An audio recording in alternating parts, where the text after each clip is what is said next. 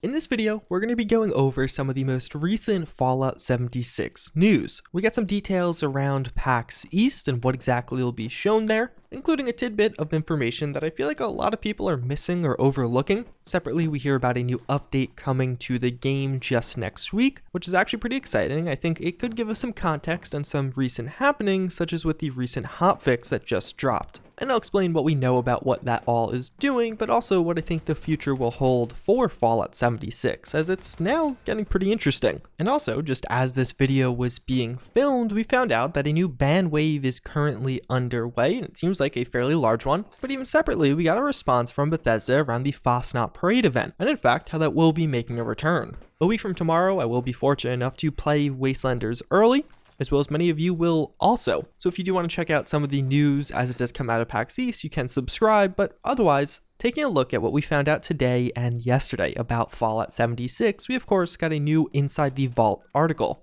There wasn't a ton contained in this. It was a reiteration of a lot of the Pax East information, which if not familiar, on February 28th and 29th, Bethesda will be at Pax East, or specifically at a restaurant and a bar right next door to Pax East, and there will be roughly 20-minute hands-on demos of Wastelanders, so we should get a lot of first impressions from people. But also, there's going to be two notable panels. The Wastelanders preview panel will actually have some of the lead developers talking about the design and gameplay of Wastelanders, but also something pretty exciting, we get some new reveals around this panel overall. We find out now that there is confirmed to be new gameplay actually being shown, as Bethesda say, as they share some Wastelanders gameplay and their insights into the design. And also that a Q&A will be taking place during this. This will likely be fairly similar to the QuakeCon Q&A, so not the largest, not necessarily hitting all of those hard-hitting questions, but definitely valuable information nonetheless. And I think oftentimes they actually will handpick certain questions to kind of reveal certain features. Like last year during the Q&A, we got an insight into the PTS and things like that coming to the game,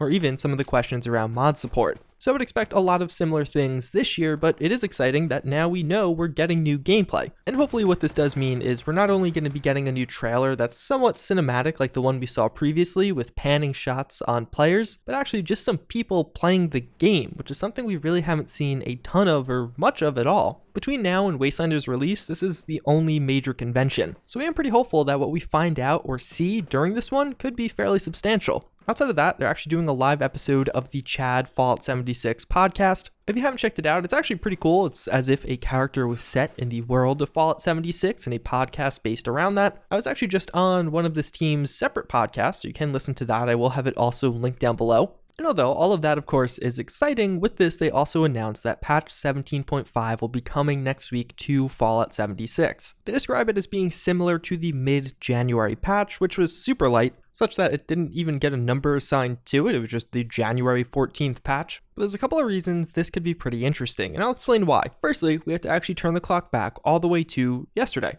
As yesterday, we saw a hotfix for Fallout 76, one that didn't require downtime. So firstly, huge props to Bethesda. We've slowly seen the evolution of these hotfixes to having mandatory downtime for several hours, to now having no downtime as many of the previous ones have, which is pretty cool. They don't explain too much as to what exactly this did, outside of just fixing exploits, although they don't get too explicit in which, but fortunately we have figured that out. So one of the first ones, and this is the big one, is that power armor duping exploit I talked about in my previous video. This exploit was particularly harmful because it would allow you to dupe power armor, but in order to do so, you had to crash an entire server. So during its peak on Saturday and Sunday, I was getting server crashes 20 to 30% of the time, and it was pretty bad. So now, fortunately, that has been resolved, but it also fixed a totally separate exploit. This is one that just recently popped up with the legendary vendor, actually giving you the ability to buy legendary items from the legendary vendor, but instead of using its currency, the legendary script, you could use caps to purchase those items. As of late, we've talked a lot about how Fallout 76 has been having some real inflation issues with caps. Caps are just everywhere devalued and it's very easy to get. So that timing along with this exploit is actually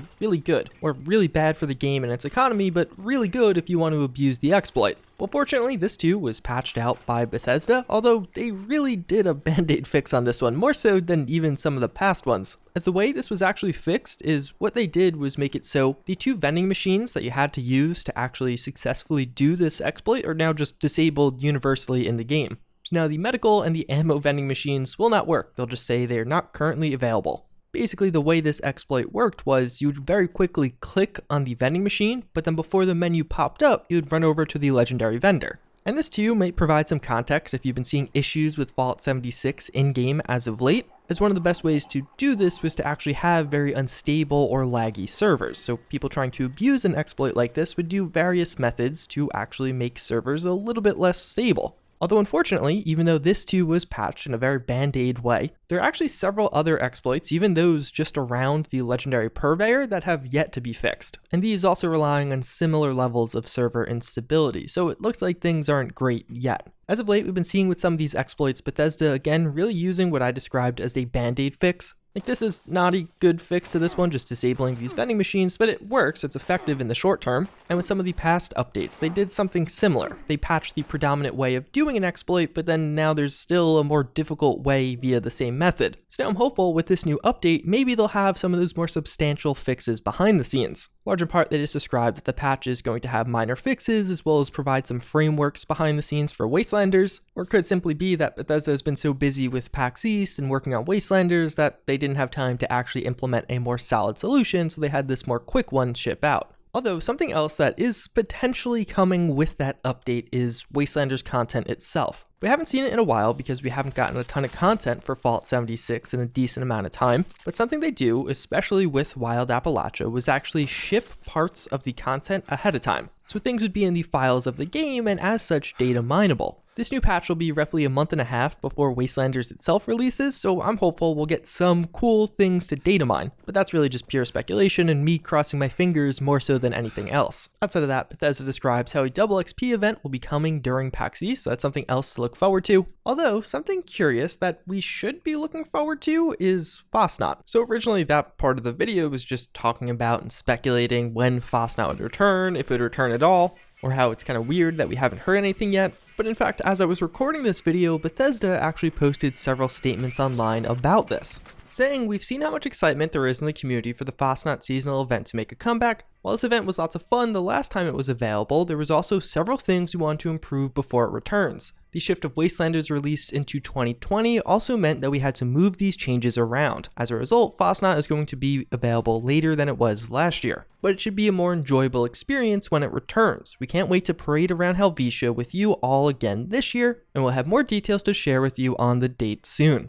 So for some context, last year the Fasnacht Parade event was available on March 19th. They're starting on March 19th and for 1 week. So this year, likely not March, and if anything, probably April or May after Wastelanders drops.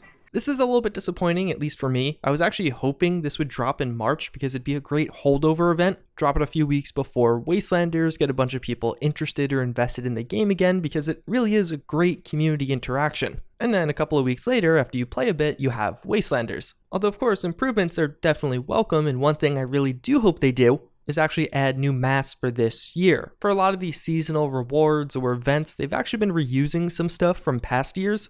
I think it would make it feel special if this year we got a totally new set of masks. After actually looking back, I feel like Fasnacht was an outlier in how much custom or interesting content it added in as rewards. Like if you compare the Fasnacht event to things like Meat Week or even the seasonal holiday event, Fasnacht was leaps and bounds ahead of the other two when it came to unique but also desirable cosmetics. And if they just reuse all of those cosmetics this year, for me at least, it would definitely devalue the event somewhat. Although I'd still play it and still would probably be fun. And actually something that just happened last minute as I was filming this video and want to throw on the end that is exceptionally good news. Apparently a fairly large scale ban wave has been going out in response to these exploits. Specifically, it seems like many users who actually abuse the exploit, allowing you to buy legendary items for caps, are getting banned.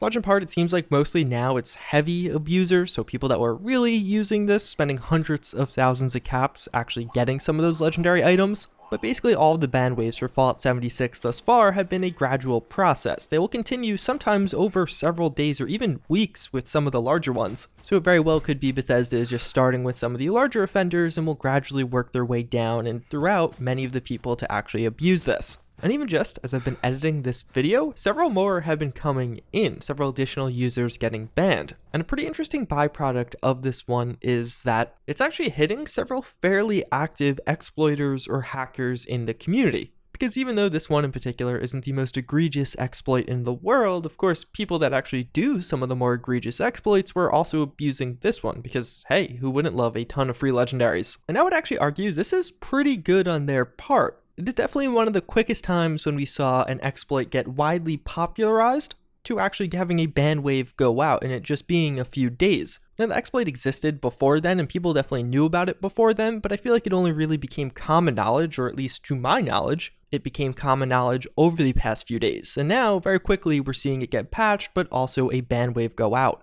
And actually, just for some context on this, and this is somewhat subjective or speculative as to why something like this gets a ban wave, but conversely, a lot of the other exploits I've talked about even in this video or in past ones aren't getting ban waves. I think it really comes down to what Bethesda can easily track or not. It seems like much of what happens in Fallout 76, whether it be trades or transfers of items, is tracked by Bethesda. But it's almost a double-edged sword in the sense that they track so much that oftentimes you have so much data and information it's hard to get through it.